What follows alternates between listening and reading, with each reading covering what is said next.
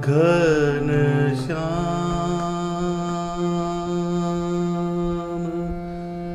घनश्याम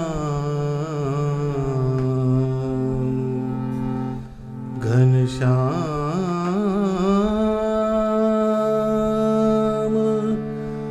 घनश्याम।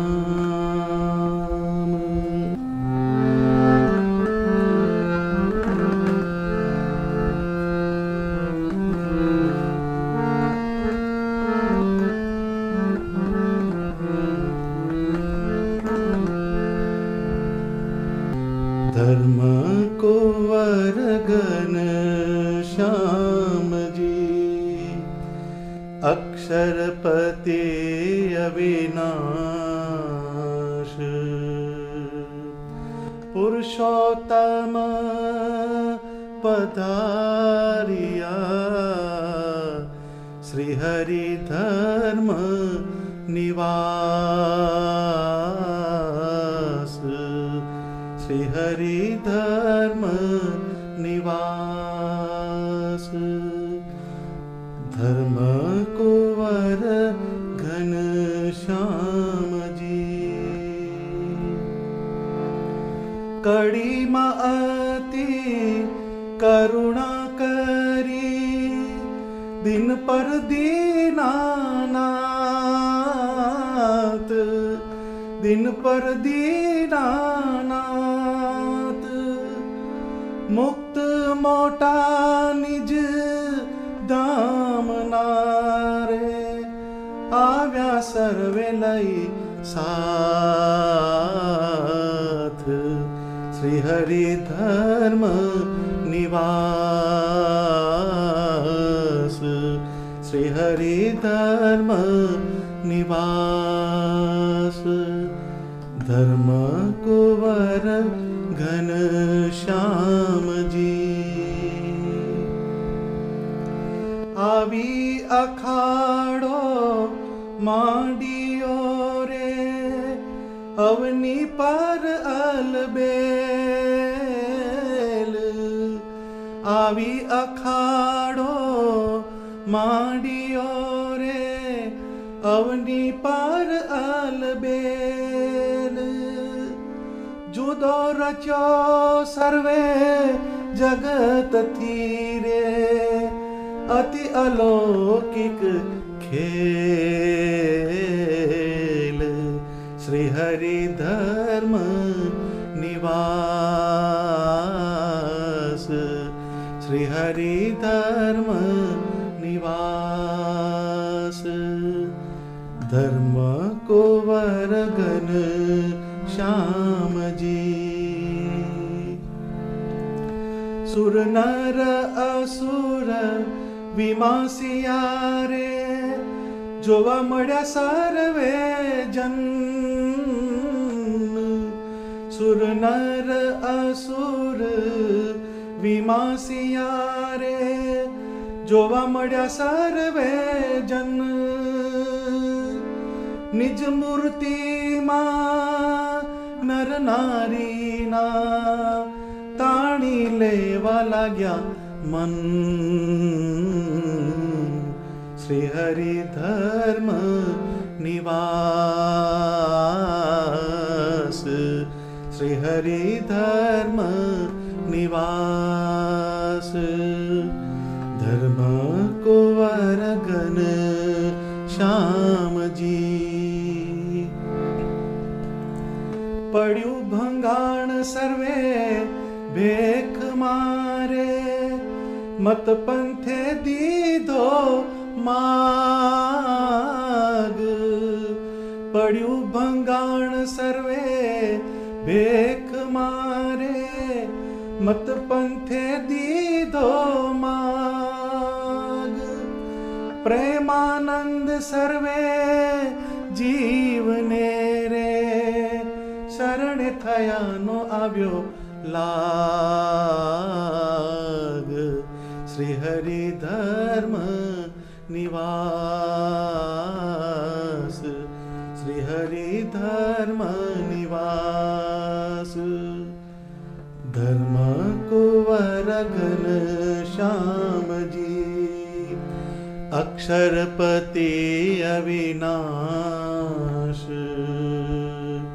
पुरुषोत्तम पधारिया श्री हरि धर्म निवास श्री हरि धर्म निवास श्री हरि धर्म निवास।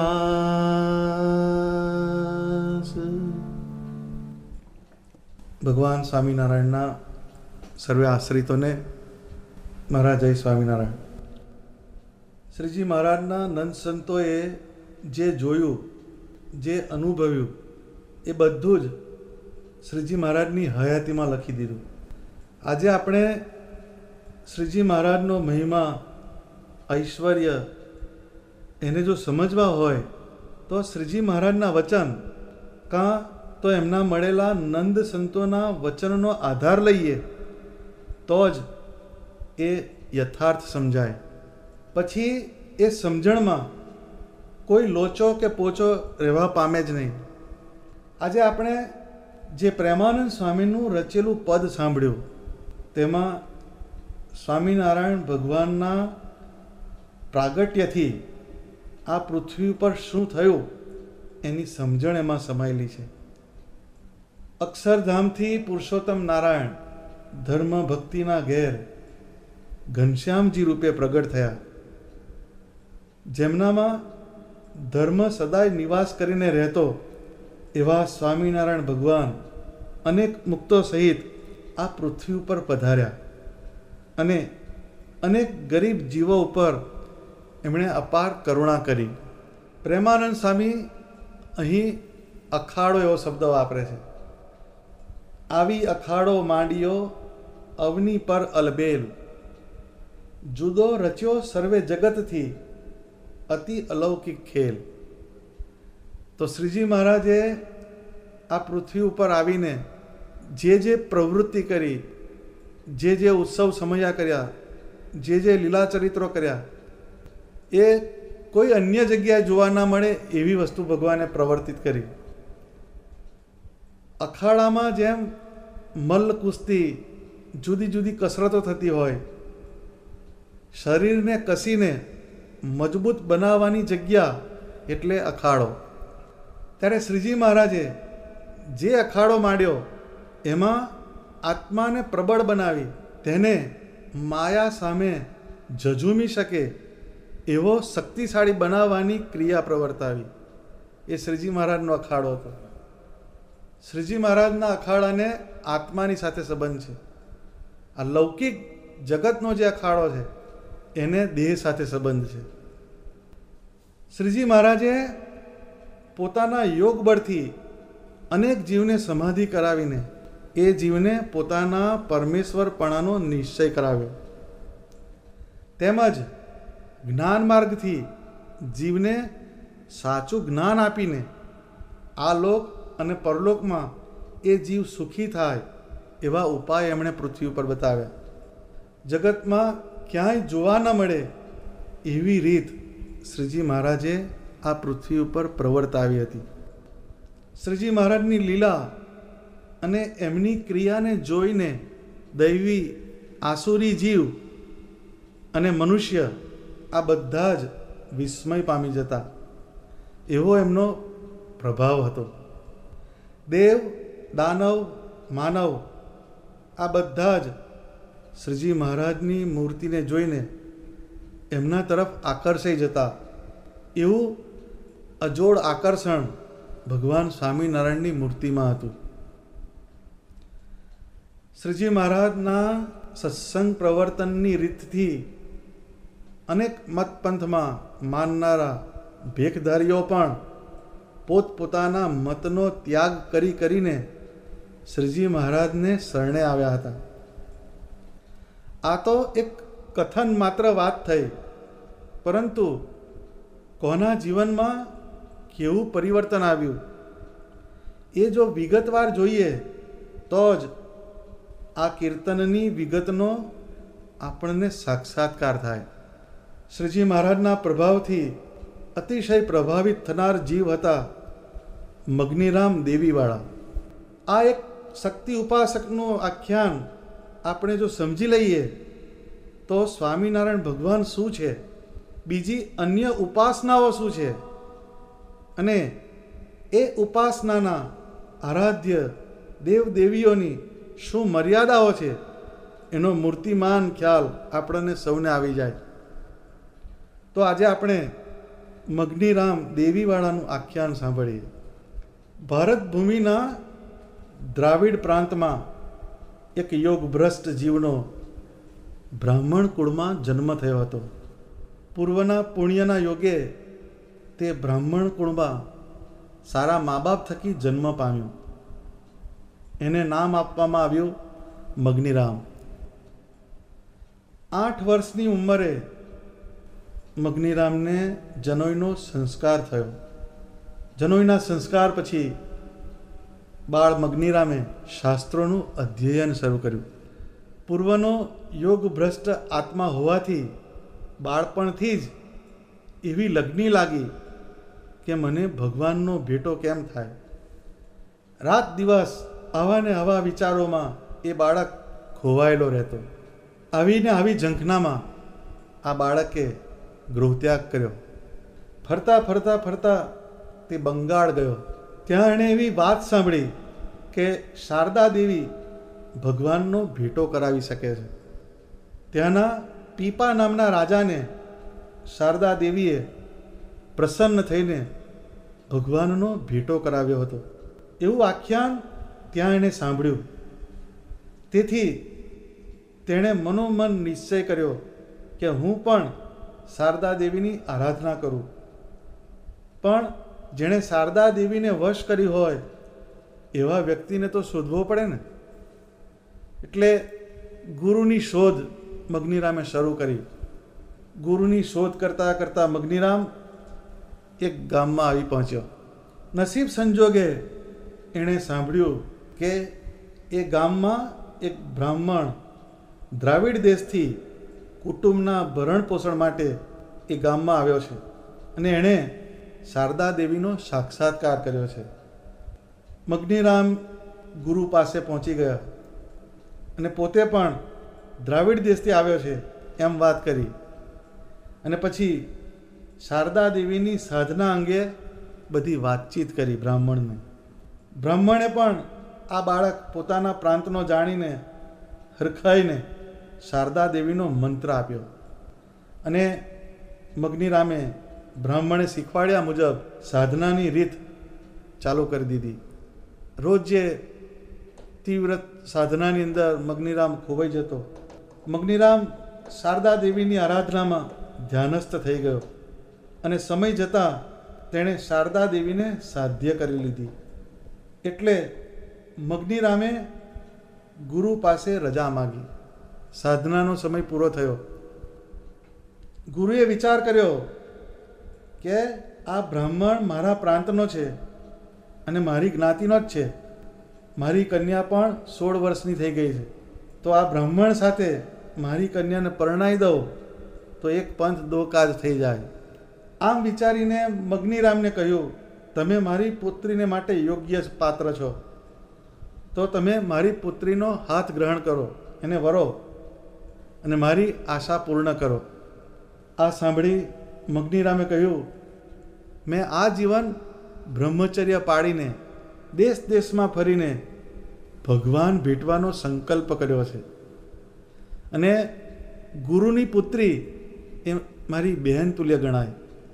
માટે મારાથી એવો ખોટો સંકલ્પ ના કરાય. માટે હે ગુરુદેવ, મને માફ કરો.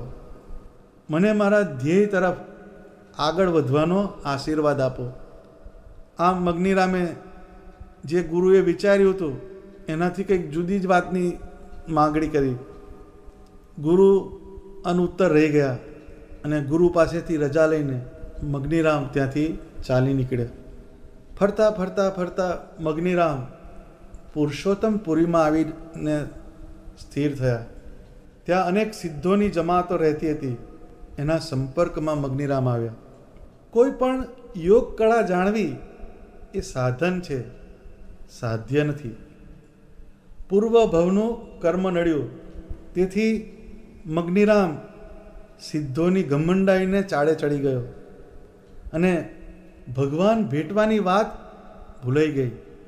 સાધનાના ઘમંડમાં અંદરથી હુંકાર કરવા લાગ્યો કે હું પણ સિદ્ધ છું, મોટા સિદ્ધોની જેમ હું પણ પ્રભુની પેરે અધિક પૂજાવ.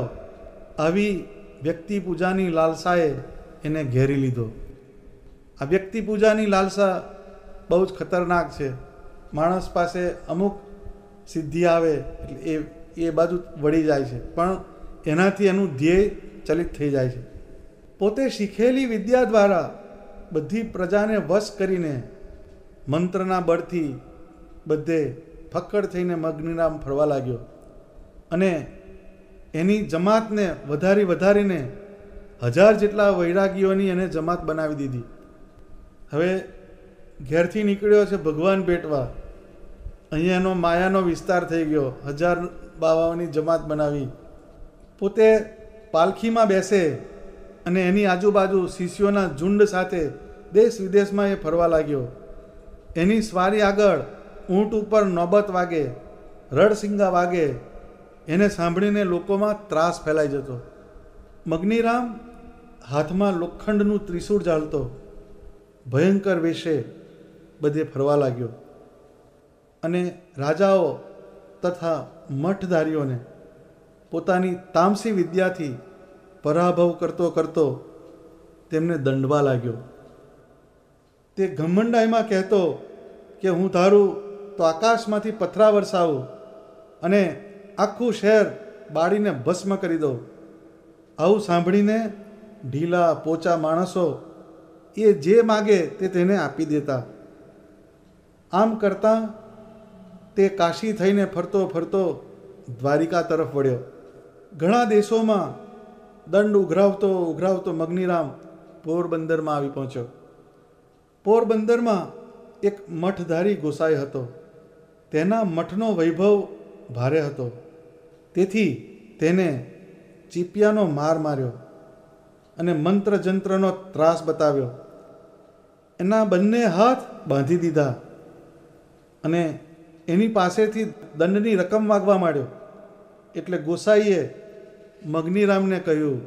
એ ગોસાઈ પણ બહુ હોશિયાર હતો, ચાલાક હતો. એણે મગ્નિરામને એક સરસ વાત બતાવી. જઈને જીવન મુક્તને જીતો, નથી માથાનો કોઈ અહીં તો. જેનું સ્વામિનારાયણ નામ, માંગરોળમાં આજ મુકામ. નવો પંથ ચલાવે છે એહ, તમે જીતી શકો નહીં તેહ. તમ જેવાને ચેલા કરે છે, માનીનું અભિમાન હરે છે. જીતો તેને જો જીતી શકાય, અહીં દેડકા ડાભે શું થાય. જો એણે બહુ સરસ ચેલેન્જ બતાવી મગ્નિરામને. એની અંદર જે શક્તિનો હુંકાર હતો એને લલકાર નાખે એવી ટ્રીક આ ગોસાઈએ બતાવી. એણે ઇનડાયરેક્ટલી મગ્નિરામને કીધું કે તારામાં જો કોઈ સ્પિરિટ હોય તો સ્વામિનારાયણ પાસે જા. એ નવો મત પણ ચલાવે છે, એને કોઈ જીતી શકે એવો આ મલકમાં કોઈ નથી એમ કહે છે. તારા જેવા કેટલાયને તો એ ચેલા કરી દે છે અને માની લોકોનું અભિમાનને એ હરે છે. એણે જો જીતી શકાય તો જીત, મારા જેવા દેડકા જેવા લોકોને તું શું પરાભવ કરે છે. આમ એણે આડકતરી રીતે છૂટવા માટે ભગવાન સ્વામિનારાયણ તરફ એને ઈશારો કરી દીધો. આ સાંભળી મગ્નિરામ ક્રોધે ભરાયો અને એને માંગરોળનો માર્ગ પકડ્યો. પેલા પોરબંદરથી માંગરોળની પોસ્ટ બતાવી દીધી, એડ્રેસ. માંગરોળના પાદરમાં આવીને ડંકો દીધો અને માંગરોળ ફરતે ઘેરો ગાલ્યો. મગ્નિરામે માંગરોળના રાજા સમક્ષ આવીને ધમકી આપી કે અબગડી 5,000 રૂપિયા મારા પગમાં મૂક, નહીં તો તારા બધા રાજ સહિત બધાનો સંહાર કરીશ. આ પથ્થર હું ઊંધું વાળું તો પટણ ડટણ થઈ જાય, મતલબ શહેરમાં ઉથલ પાથલ થઈ જશે. આમ મગનીરામે બીક બતાવી, પણ રાજા બહુ વિચિક્ષણ હતો. તેણે મુત્સદ્દીગીરી વાપરી અને ટાઢે પાણીએ ખસ કાઢતા એને એક ઉપાય બતાવ્યો કે તમારી પાસે કોઈ એવી કરામત હોય તો તમે સ્વામિનારાયણ પાસે જાઓ અને તેમની સામે તમારી સિદ્ધાઈનો પ્રકાશ કરો, અને જો તમે એને જીતી આવો તો 5 નહીં પણ 10,000 રૂપિયા હું તમને આપીશ. આમ કહી એ રાજાએ પણ બળતામાં ઘી ઉમ્યું. અહંકારથી અંધ બનેલો મગનીરામ ભગવાન સ્વામિનારાયણને પરાભવ કરવા તત્પર બની ગયો. એની સાથેના 10-20 વૈરાગીઓ લીધા. કોઈ હાથમાં ત્રિશૂળ તો કોઈએ ચીપિયા લીધા. એવા વૈરાગીઓ સાથે મગનીરામ શ્રીજી મહારાજ સમક્ષ આવીને ઊભો રહી ગયો અને અતિશય ગર્વથી તાડુક્યો, સહજાનંદ સ્વામી, તમે કેમ પાખંડ ચલાવો છો? તમારામાં કંઈ સિદ્ધાઈ હોય તો બતાવો. આ સાંભળી શ્રીજી મહારાજ ગંભીર વદને બોલ્યા, અમે નથી પાખંડ ચલાવતા કે નથી કોઈ સિદ્ધાઈ દેખાડતા. અમે તો જીવનું કલ્યાણ થાય તેવો સૌને ઉપદેશ આપીએ છીએ અને સૌને અખંડ જ્ઞાન આપીએ છીએ. આ સાંભળીને મગનીરામ ઉદ્ધતાએ અને ઘમંડમાં તાડુક્યો, અબઘડી 10,000 રૂપિયા મારા પગમાં મૂકો, નહીં તો આખું શહેર મહાસાગરમાં ડૂબાડી દઈશ. હું કોણ? હું મગનીરામ દેવીવાળો. મારી આગળ મોટા મોટા સિદ્ધો નમે છે, મોટા મોટા રાજાઓને મેં દંડ્યા છે. મારણ, વશીકરણ, મોહન, ઉચ્ચાટન, આ તંત્ર વિદ્યાઓને હું જાણું છું. મેં શારદા દેવીને સાધી છે.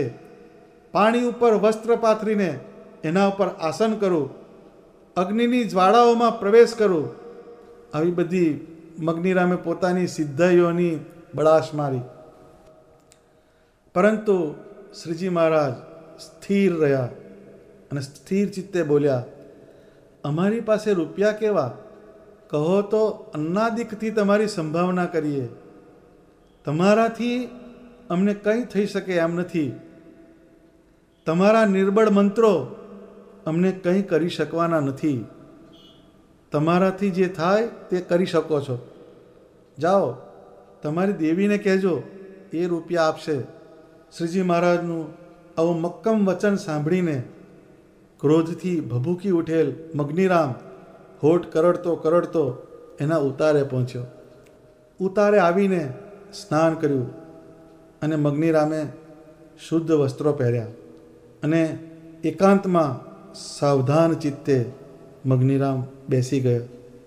ઘીના દીવા કર્યા, પછી કુંભનું સ્થાપન કર્યું અને એ કુંભમાં દેવીનું આવાહન કર્યું અને મગનીરામે હાથમાં માળા ધારણ કરીને મંત્ર જાપ શરૂ કર્યો અને પછી હોમ કર્યો અને તેનું તર્પણ કર્યું. આ વિધિને અંતે શારદા દેવી સાક્ષાત પ્રગટ થયા. શારદા દેવીએ પ્રસન્ન થઈને કહ્યું, મગનીરામ, તે મને કેમ સંભાળી? તારી ઈચ્છા હોય તે માગ. આ સાંભળી મગનીરામ બોલ્યો, હે માતા, તમારા પ્રતાપથી જગતમાં મારો બધે જય જયકાર થઈ ગયો. મોટા મોટા સિદ્ધોને પણ મેં નમાવ્યા. ઘણા યોગીઓ મારા ચેલા થયા. મંત્ર તંત્રને જાણનારા પણ મને જીતી શક્યા નથી. પરંતુ આખો મહાસાગર તરીને હવે એક ખાબોચિયામાં હું ડૂબું છું. માટે હે માતા, મારી સહાય કરો. મારા શત્રુનો મદ હરો. આ શહેરમાં એક પુરુષ છે જેનું નામ છે સ્વામિનારાયણ. એણે મારું વચન ઠેલીને મારું અપમાન કર્યું છે. માટે મેં તમારું ધ્યાન ધર્યું છે. મારો કોઈ પરાભવ કરે તો તેમાં તમારી લાજ જશે. માટે હે માતા, તમે વિકરાળ વેશ ધરીને એના સર્વે મનુષ્યો સહિત એને મહાસાગરમાં નાખો તો જ હું જીત્યો ગણાવ, અને જો એમ ન થાય તો હું હાર્યો ગણાવ. પછી કોઈ મને માનશે નહીં અને તેનો બટ્ટો તમને લાગશે. આમ મગનીરામે આખી પોસ્ટ માતા ઉપર રીડાયરેક્ટ કરી દીધી. એટલે આખી માતાને એમ કીધું કે તમારી કીર્તિ ઓછી થશે. મગનીરામની આવી વાત સાંભળીને શારદા દેવી બોલ્યા, હે મતિ અંધ, તારી બુદ્ધિ કેમ ફરી ગઈ? તું તારો ભૂતકાળ યાદ કર. તે બ્રહ્મચર્ય વ્રત શા માટે ધારણ કર્યું હતું? તને સારી કન્યા મળતી હતી, તેમાં પણ તે તારું ચિત્ત ના જોડ્યું. એ કન્યાને પણ તે અપનાવી નહીં, અને બ્રહ્મચર્ય વ્રતને ધારણ કરીને તે મારી આરાધના શા માટે કરી? તે ભગવાનને ભેટવાના મનસૂબા કર્યા હતા, પરંતુ ખોટા સિદ્ધોના યોગમાં તારી મતિ ભ્રમી ગઈ. જોગ ભ્રષ્ટ થયો પછી ભોગી, ભળ્યો સંસારમાં થયો ભોગી.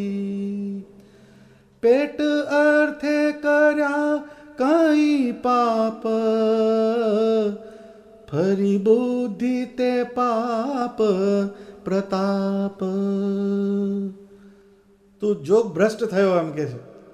તે યોગને છોડીને ભોગનો માર્ગ અપનાવ્યો. તું સિદ્ધોના રવાડે ચડી ગયો. આમ કહીને તેના પૂર્વ કર્મનું દેવીએ સ્મરણ કરાવ્યું. મગનીરામની વિસ્મૃત સ્મૃતિ સળવડી ઉઠી. એની આંખોમાંથી આંસુ સરવા લાગ્યા. અતિશય પશ્ચાતાપમાં એ શારદા દેવીને કહેવા લાગ્યો, હે દેવી, હે દેવી, મને ભગવાન ભેટાડો, મને ભગવાન ભેટાડો. પૂર્વે પીપારાયને તમે ભગવાનનો ભેટો કરાવ્યો હતો, તેમ મારી પણ ઈચ્છા પૂર્ણ કરો. આ સાંભળી શારદા દેવી બોલ્યા, જે છે અક્ષરધામના ધામી, પુરુષોત્તમ સર્વના સ્વામી. બ્રહ્મા વિષ્ણુને રુદ્ર અનેક, એવા સર્વના ઈશ્વર એક. સર્વ અવતારના અવતારી, સૌના કારણ અતિ સુખકારી. એ જ સ્વામી નારાયણ આપ, જેનો પ્રગટ છે પ્રૌઢ પ્રતાપ. મારા જેવી તો દેવીઓ ઘણી, સજે સેવા તેના પદ તણી.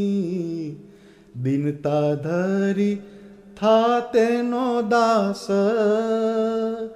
ત્યાગી થઈ રેજે તેની પાસ. ભક્તિ પુત્ર જાણી ભગવાન, મૂકી દેજે બધું અભિમાન. ભક્તિ પુત્ર જાણી ભગવાન,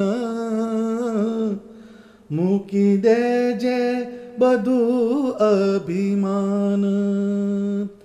સેવા નીચામાં નીચીએ કરજે, મોટા ભાગ્ય એવું મન ધરજે. ઉર હોય કલ્યાણની આસ, થજે સ્વામીનો દાસાનું દાસ. થજે સ્વામીનો દાસાનું દાસ. આ બહુ સરસ સંવાદ છે જે મગનીરામે શારદા દેવીની આરાધના કરી, અને સ્તુતિને અંતે એને જે દર્શન થયું, એ દર્શનમાં મગનીરામને જે શારદા દેવીએ હકીકત બતાવી એનો હરિલીલામૃત ગ્રંથમાં ઉલ્લેખ કરેલો છે. આ એના અક્ષરસહ એમાં એનું વર્ણન છે.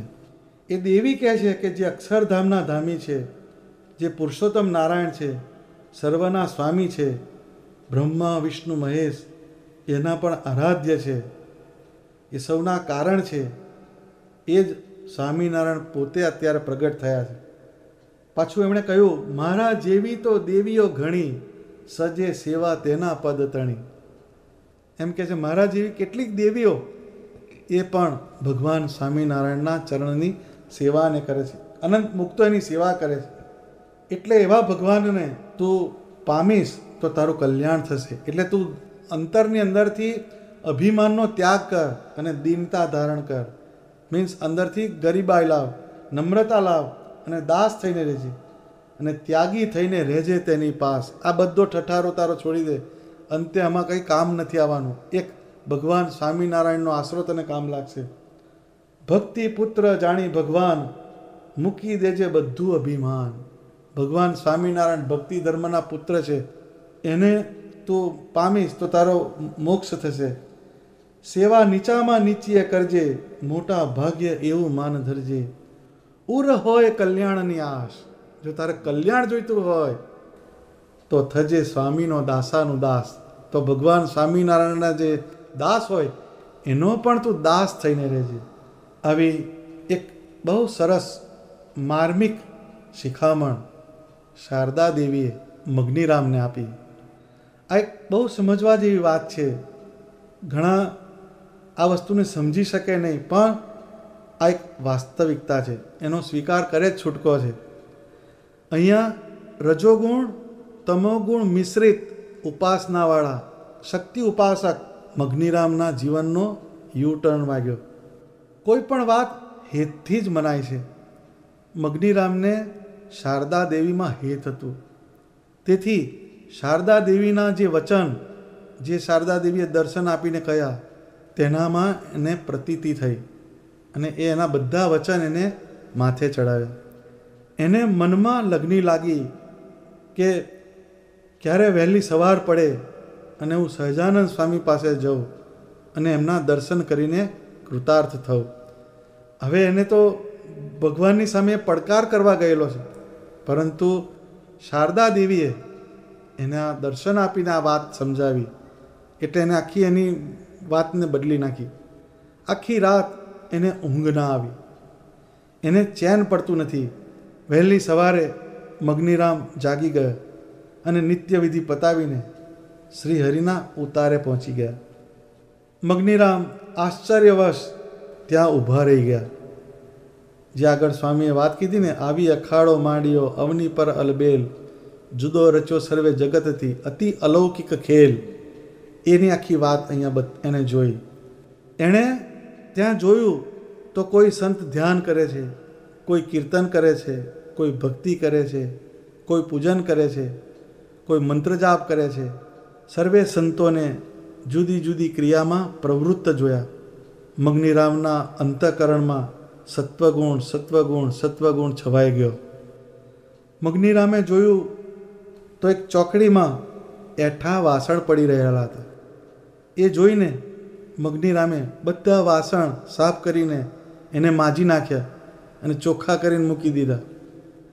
હવે જે રસાલો લઈને ફરનાર વ્યક્તિ છે, જેના હજાર હજાર શિષ્યો છે, એવા મગ્નિરામ એને એક દેવીના ઉપદેશથી એનામાં દીનતા પ્રવેશી, એમાં દાસત્વ પ્રવેશ્યું અને એને બધા વાસણને માજી નાખ્યા. પછી કોઈ સંતને પૂછ્યું કે સહજાનંદ સ્વામી ક્યાં મળે, મારે એમના દર્શન કરવા છે. એટલે સંતે એમને કહ્યું કે હાલ અમારા ગુરુ સભામાં છે. એટલે મગ્નિરામે શ્રી હરિના દર્શન કરવાની ઉત્કંઠા બતાવી. એટલે તે સંત મગ્નિરામને સભામાં લઈ ગયા. જેવો મગ્નિરામે સભામાં પ્રવેશ કર્યો કે તરત બધાની આંખો ઊંચી થઈ ગઈ, બધા સ્તબ્ધ બની ગયા. મગ્નિરામે સૌના આશ્ચર્ય વચ્ચે શ્રીજી મહારાજને દંડવત પ્રણામ કર્યા. જે મગ્નિરામ ગઈકાલે ઘમંડાઈમાં ઉદ્ધતાઈથી શ્રીજી મહારાજને પડકાર ફેંકતો હતો, તે આજે આટલો નિર્માની કેમ?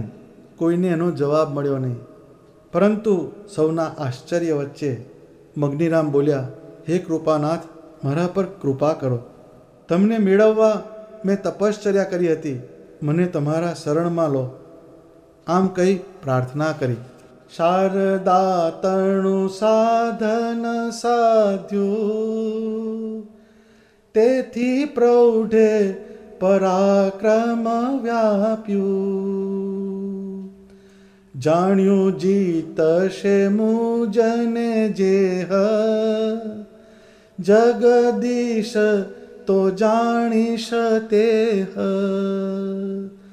તમ આગળ હું રહ્યો હારી, તમે નિશ્ચય છો દેવ મુરારી.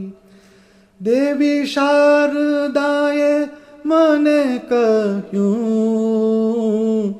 તેથી મુજ મનમાં દ્રઢ થયું. તમ શરણે હું આવ્યો છું આજ, મને સાધુ કરો મહારાજ. મને સાધુ કરો મહારાજ. મગ્નિરામે ભગવાન સ્વામિનારાયણ સમક્ષ પ્રાર્થના કરી કે એક સાધનાથી મારામાં પરાક્રમ કરવાની એક વૃત્તિ થઈ અને બધાને અહંકારમાં હું નમાવતો આગળ ગયો, પરંતુ હે ભગવાન, તમારી આગળ હું હારી ગયો, માટે તમે નિશ્ચય ભગવાન છો. જે શારદા દેવીએ મને કહ્યું એની હવે મને બિલકુલ પ્રતીતિ થઈ ગઈ છે. આજે હું તમારે શરણે આવ્યો છું, મને સાધુ કરો મહારાજ. આવું મગ્નિરામ ભગવાન સ્વામિનારાયણ સામે બોલ્યા. મગ્નિરામનું આવું હૃદય પરિવર્તન જોઈને બધા દંગ થઈ ગયા. પણ શ્રીજી મહારાજ હવે શું કરશે એ જોવા બધા આતુર હતા. શ્રીજી મહારાજે મગ્નિરામની વિનંતી સાંભળીને કહ્યું, મગ્નિરામ, તમે અતિશય અભિમાની છો. ડંકા નિશાનવાળી સ્વારીમાં ઊંટ ઉપર બેસીને મઠધારી શિષ્યો સાથે તમે ફરનારા છો, જ્યારે મારા સંતો નિર્માની વ્રત ધારણ કરનારા છે અને સત્વગુણમાં રહેનારા છે, એમની સાથે તમે કેમ રહી શકશો? આ સાંભળી મગ્નિરામે કહ્યું, હે પ્રભુ, મેં બધું જ માન મૂકી દીધું છે. એ સર્વ વૈભવ અને અભિમાનનો ત્યાગ કરીને તમારી સમક્ષ હું આવ્યો છું. હવેથી લેશ માત્ર પણ અભિમાન નહીં રાખું અને તમારી આજ્ઞામાં રહીને તમારા સંતો સાથે નિર્માની થઈને રહીશ, પરંતુ મને તમારા ચરણમાં આશ્રય આપો. આ જો મગ્નિરામની ખપવાળી બુદ્ધિ છે. એણે સાધુ થવા માટે કેટલી વસ્તુનો ત્યાગ કર્યો અને ભગવાન પાસે કેવી વિનંતી કરે છે. આ સાંભળીને શ્રી હરિએ મનમાં વિચાર્યું કે રાજવીરને મૂછ વાલી હોય અને જતીને જટા વાલી હોય, એની જટા ઉતરાવું એટલે એના નિર્માનીપણાનો ખ્યાલ આવશે. આ એક શ્રીજી મહારાજે ક્રોસ ટેસ્ટ કર્યો. આમ વિચારીને શ્રી હરિએ મગ્નિરામને કહ્યું, મગ્નિરામ, તમે તમારા માથેથી જટા ઉતરાવો અને આ સંતો જ્યાં આવજા કરે છે તે રસ્તે એ જટાના વાળ નાખો અને એ તમારી જટાના વાળ ઉપર મારા સંતો ચાલે તો તમને નિર્માની માનું. મગ્નિરામે કહ્યું, મારી જટા ઉપર આવા સંતોના ચરણની રજ ક્યાંથી મહારાજ? અવશ્ય પ્રભુ, અવશ્ય, હું જટા ઉતરાવીશ.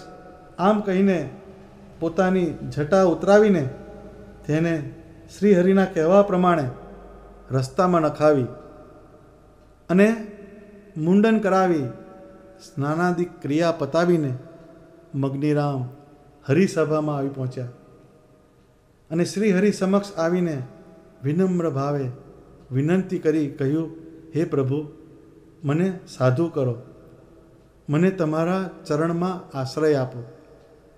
આ સાંભળી શ્રીજી મહારાજ બોલ્યા, મગ્નિરામ, આ સભામાં સૌ હરિભક્તો છે, એમના મનમાં એમ સંશય છે કે આ જીવન માનમાં રહેનાર આપણા સત્સંગમાં નિર્માની થઈને કેમ રહી શકશે?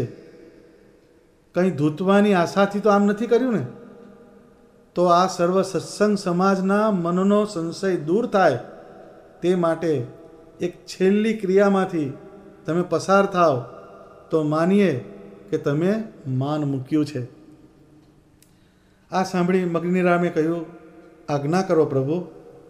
તેથી શ્રીજી મહારાજે કહ્યું, આ સંત સભામાં જે સંતો બેઠા છે તેમના પગરખાં એકઠા કરીને તેની ગાંસડી બાંધો અને તે ગાંસડીને તમારા માથે મૂકીને આ સંત સભાને 5 પ્રદક્ષિણા કરો તો તમારા પાપનું પ્રાયશ્ચિત થશે. તમે બહુ રંક રાયને વાંક વગર દંડ્યા છે. મગ્નિરામે પગરખાનું પોટલું વાળી માથે મૂક્યું અને સંત સભાને પ્રદક્ષિણા કરવા લાગ્યા. આ જોઈને એમની સાથે આવેલા તથા અન્ય કુસંગીઓ બોલી ઉઠ્યા, મગ્નિરામ, આ તમે શું કરો છો? તો મગ્નિરામે હરિશ્ચંદ્રનો દાખલો આપ્યો અને કહ્યું કે રાજા હરિશ્ચંદ્ર સ્વપચના ઘેર વેચાયા હતા. એનાથી તો આ ઉત્તમ કાર્ય છે. ભગવાનની આજ્ઞાથી હું આ કરું છું. આમ કહી શ્રીજી મહારાજના ચરણમાં નમન કરીને વિનમ્ર ભાવે મગ્નિરામે પ્રાર્થના કરી, હે પ્રભુ, કલ્યાણ તમારા ચરણમાં છે, માટે મને સાધુ કરી તમારા ચરણનો આશ્રય આપો.